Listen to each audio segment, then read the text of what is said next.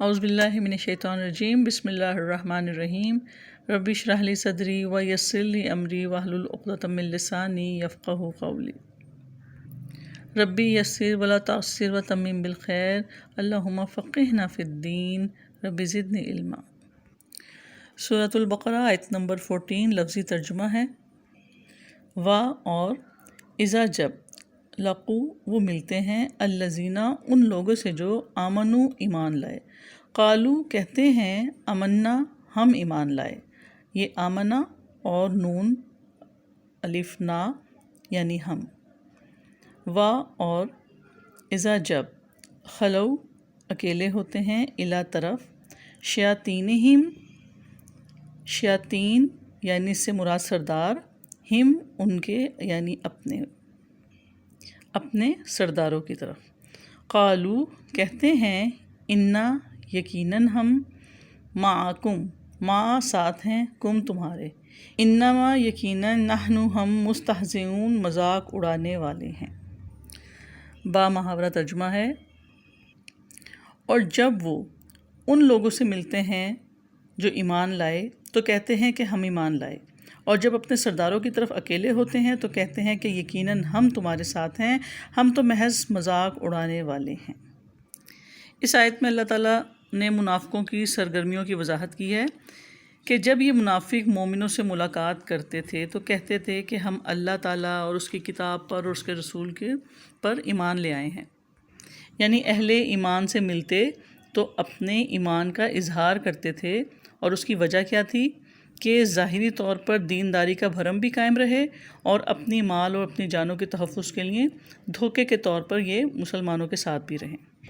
جیسے ہم نے پچھلی آیات میں بھی پڑھا کہ وہ ایمان والوں کو دھوکہ دیتے تھے۔ پھر فرمایا وَإِذَا خَلَوْا إِلَىٰ شَيَاطِينِهِمْ، اور جب وہ اپنے سرداروں کی طرف اکیلے ہوتے تھے۔ تو اس آیت میں اللہ تعالیٰ نے کافروں، منافقوں، مشرکوں اور گمراہ کرنے والوں کے سرداروں کو شیاطین کہا،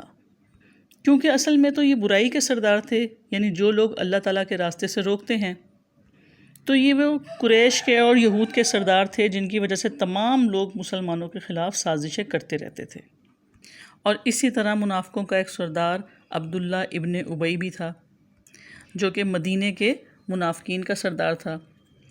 تو یہ سردار جب ان منافقین کو ملامت کرتے کہ معلوم ہوتا ہے کہ تم تو پوری طرح مسلمان ہی ہو گئے ہو، اور یہ کہ تمہیں کیا ہو گیا ہے کہ تم تو محمد صلی اللہ علیہ وسلم کی ہر بات ہی مانتے چلے جا رہے ہو، تو اس وقت یہ منافقین اپنی وفاداری کا یقین دلانے کے لیے کہتے تھے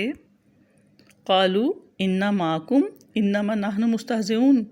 یقیناً ہم تمہارے ساتھ ہیں، ہم تو محض مذاق اڑانے والے ہیں، یعنی کہ نہیں ایسا ہرگز نہیں ہے، ہم تو مسلمانوں کو بیوقوف بنا رہے ہیں، ہم تو ان کے ساتھ مذاق کر رہے ہیں، ہم آپ ہی کے ساتھ ہیں۔ یہ اپنے سرداروں کو یقین دلاتے تھے۔ تو اس سے پتہ چلا کہ منافق جو ہے وہ ہوتا ہی دو رخا، جیسا کہ حدیث سے پتہ چلتا ہے۔ حضرت ابو ہریرہ رضی اللہ تعالیٰ عنہ نے بیان کیا کہ رسول اللہ صلی اللہ علیہ وسلم نے فرمایا، تم قیامت کے دن اللہ تعالیٰ کے ہاں اس شخص کو سب سے بدتر پاؤ گے جو کچھ لوگوں کے سامنے ایک رخ سے آتا ہے اور دوسروں کے سامنے دوسرے رخ سے جاتا ہے۔ منافق کے اگر ہم روٹ ورڈ دیکھیں تو اس کا روٹ ورڈ ہے نون فا اور قاف۔ نفق کہتے ہیں سرنگ کو جس کے دو راستے ہوتے ہیں، تو منافق بھی ایسا شخص ہوتا ہے جس کے دو رخ ہوتے ہیں، جیسے اللہ تعالیٰ نے سورہ نساء کی آیت نمبر 143 میں بھی فرمایا کہ یہ منافق جو ہیں یہ کفر اور ایمان کے درمیان ڈاواں ڈول ہی رہتے ہیں، تذبذب کا شکار رہتے ہیں، نہ ادھر کے ہیں نہ ادھر کے۔ تو یہ منافق اپنے سرداروں کو اپنی وفاداریوں کا یقین کیوں دلاتے تھے کہ ہم کوئی دلی طور پر ان کے ساتھ نہیں ہیں ایمان والوں کے، ہم تو بس ایسے ہی دل بہلاوے کے لیے تھوڑی دیر کے لیے ان کے ساتھ ہیں، اور ہمارے دل ان کے ساتھ بالکل جڑے نہیں۔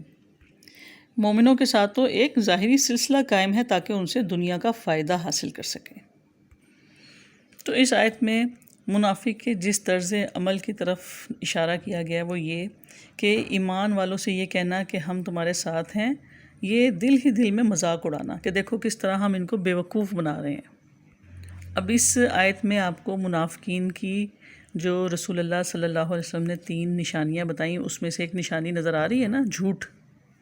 یعنی کسی سے جھوٹ بولنا اور پھر دل ہی دل میں خوش ہونا کہ دیکھو ہم اس کو بیوقوف بنا رہے ہیں اور ہم کتنے عقل مند اور کامیاب ہیں کہ ہمارا دین بھی محفوظ ہے اور دنیا بھی۔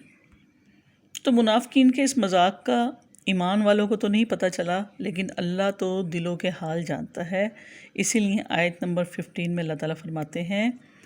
اللہ تعالیٰ یستہزئ مذاق کرتا ہے، بہم بی ساتھ ہم ان کے، وا اور یا مدو وہ ڈھیل دیتا ہے، ہم ان کو، فی میں طغیان سرکشی ہم ان کی یا اپنی، یعمہون وہ اندھے بنے ہوئے ہیں۔ با محاورہ ترجمہ ہے،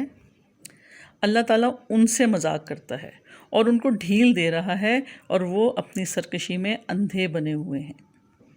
یعنی منافقین جو تھے وہ ایمان والوں کا مذاق اڑا رہے تھے، جھوٹ بول کے، دھوکہ دے کے، اور اللہ تعالیٰ منافقین کا مذاق اڑا رہا تھا۔ اللہ کا مذاق کیا تھا؟ منافقین کا جو رویہ تھا، تو ان منافقین کے ساتھ اللہ تعالیٰ کا استہزاء یہ ہے کہ وہ ان کے بدبختی کے اعمال اور خبیث احوال کو ان کے سامنے مزین اور آراستہ کر دیتا ہے، اور اللہ تعالیٰ کا استہزاء منافقین کے ساتھ یہ بھی ہے کہ عنقریب اللہ تعالیٰ ان کے منافقوں کے سارے پول کھول دے گا، اور جو اللہ تعالیٰ نے کھول بھی دیے، ہم سورہ توبہ میں بہت تفصیل سے پڑھیں گے انشاءاللہ کہ کس طرح اللہ تعالیٰ نے منافقین کے سارے پول کھول دیے، جس کی وجہ سے یہ لوگ دنیا میں بھی ذلیل رسوا ہوں گے اور آخرت میں بھی دردناک عذاب سے دوچار ہوں گے۔ اسی طرح پھر اللہ تعالیٰ ان منافقین کی سرکشوں کی رسی دراز کر دیتا ہے۔ کوئی شخص سرکشی کے راستے پہ چل پڑے تو اللہ تعالیٰ فوراً نہیں پکڑتا، بلکہ ڈھیل دیتا ہے کہ چلتے جاؤ، جہاں تک جانا ہے جاؤ۔ تو ان کی بھی اللہ تعالیٰ نے رسی دراز کر دی منافقوں کی۔ تو منافقین یہ سمجھتے ہیں کہ ہم مسلمانوں کا مذاق اڑا رہے ہیں، اصل میں تو مذاق اللہ کے نزدیک ان کا خود اڑ رہا ہے۔ تو یہ اللہ کی ڈھیل ہوتی ہے کہ اللہ تعالیٰ ان کے فسق اور فجور کے کاموں کو اور بڑھا دیتا ہے۔ یعنی کسی انسان کو یہ احساس ہی نہ ہو کہ وہ غلط کام کر رہا ہے، وہ گمراہی کے راستے پہ چل رہا ہے، اور وہ سمجھے کہ میں بڑا کامیاب ہوں، مجھے دنیا بھی مل رہی ہے، میں دیندار بھی کہلائے جا رہا ہوں، اپنی طرف سے وہ بہت کامیاب ہے، لیکن اصل میں یہ اللہ کی پلاننگ ہوتی ہے کہ اللہ تعالیٰ اس کو ڈھیل دیتے ہیں کہ وہ سرکشی میں اور آگے جائے، اور پھر دنیا میں بھی رسوائی اور آخرت میں دردناک عذاب۔ یعمہون عقل کے اندھے پن کے لیے آتا ہے۔ سورہ حج کی آیت نمبر 46 میں اللہ تعالیٰ فرماتے ہیں کہ پس یقیناً آنکھیں اندھی نہیں ہوتی، لیکن وہ دل اندھے ہوتے ہیں جو سینوں میں ہیں۔ سورہ آل عمران کی آیت نمبر 178 میں اللہ تعالیٰ فرماتے ہیں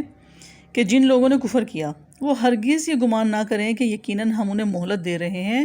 اور وہ ان کے لیے بہتر ہے۔ ہم انہیں اس لیے مہلت دے رہے ہیں تاکہ وہ گناہ میں اور زیادہ بڑھ جائیں، اور ان کے لیے رسوا کن عذاب ہے۔ اسی کو استدراج کہتے ہیں۔